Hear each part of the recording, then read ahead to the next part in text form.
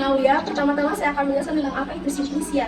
Simplicia adalah bahan alam yang digunakan sebagai obat yang belum mengalami pengolahan apapun kecuali bahan yang telah dikeringkan. Macam-macam Simplicia ada 3, yaitu yang pertama Simplicia nabati, hewani, dan Simplicia mineral. Tahapan pembuatan Simplicia yaitu yang pertama pemilihan bahan baku, sortasi basah, pencucian, perajangan, pengeringan, sortasi kering, pengemasan, penyimpanan, dan pemeriksaan mutu. Tata nama Simplicia dalam ketentuan umum farmakope yaitu tata nama Simplicia nabati ditulis dengan nama genus atau spesies dan diikuti nama bagian tanaman yang digunakan. Contohnya seperti kunyit, nama latinnya adalah Curcuma domestica, yang digunakan adalah rimpang, yaitu nama latinnya adalah rhizome. Jadi nama Simplicianya adalah Curcuma domestica rhizome. Simplicia adalah bahan alam yang digunakan dalam pengobatan, baik berupa bagian tanaman seperti daun, akar, batang, bunga, atau biji yang telah dipilih, dikumpulkan dan diolah secara sederhana, misalnya pengeringan atau pemisahan. Untuk mempertahankan kandungan senyawa aktifnya, Simplicia digunakan pembuatan obat herbal, jamu, atau produk kesehatan lainnya. Proses pengolahan pada Simplicia dilakukan dengan cara yang tidak terlalu kompleks agar zat aktif dalam bahan tersebut tetap terjaga. Tata nama Simplicia adalah aturan nama sistem penamaan untuk Simplicia, yaitu bahan obat alam yang digunakan dalam pengobatan tradisional atau modern.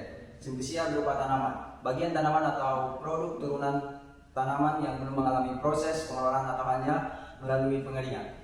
Tata nama Simplicia umumnya mengacu pada aturan yang ditetapkan oleh farmakope atau peraturan yang diterbitkan oleh lembaga kesehatan dan biasanya menggunakan nama ilmiah atau latin dari tumbuhan atau bagian tumbuhan yang digunakan. Perkenalkan, nama saya Suci Rebela Siwan. Saya akan menjelaskan apa itu pengertian ekstraksi. Ekstraksi adalah pemisahan suatu zat dari campurannya dengan menggunakan pelarut. Pelarut yang digunakan tanpa melarutkan material lainnya. Secara garis besar, proses pemisahan secara ekstraksi terdiri dari 3 langkah dasar. Yang pertama yaitu penambahan sejumlah massa pelarut untuk dikontakkan dengan sampel, biasanya melalui proses difusi. Yang kedua yaitu zat larut akan terpisah dari sampel dan lalu oleh pelarut membentuk fase ekstrak.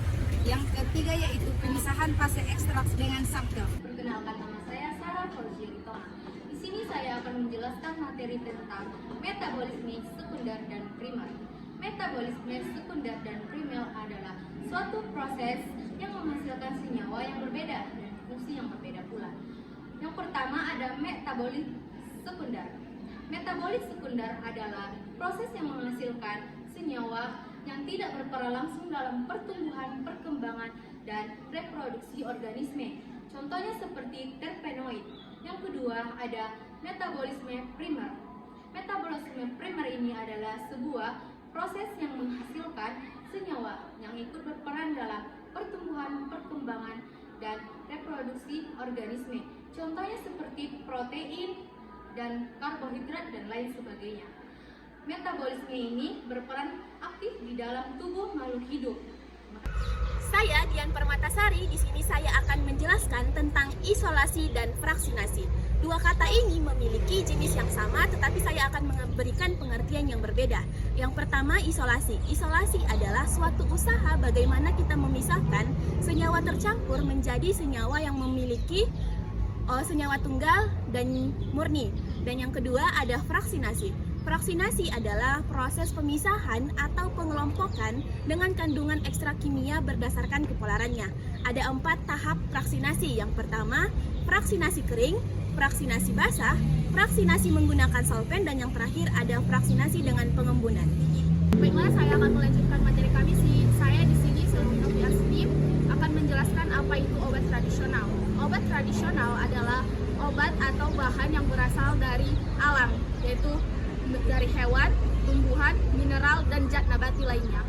Dan saya akan menjelaskan apa-apa saja bahan yang digunakan untuk membuat obat tradisional, yaitu jahe, cengkeh, kunyit, dan banyak lainnya. Dan yang paling sering kita temui yaitu jamu. Jamu adalah obat tradisional yang sering kita lihat di sekitar kita, yaitu seperti tolak linu, tolak angin, dan banyak lainnya.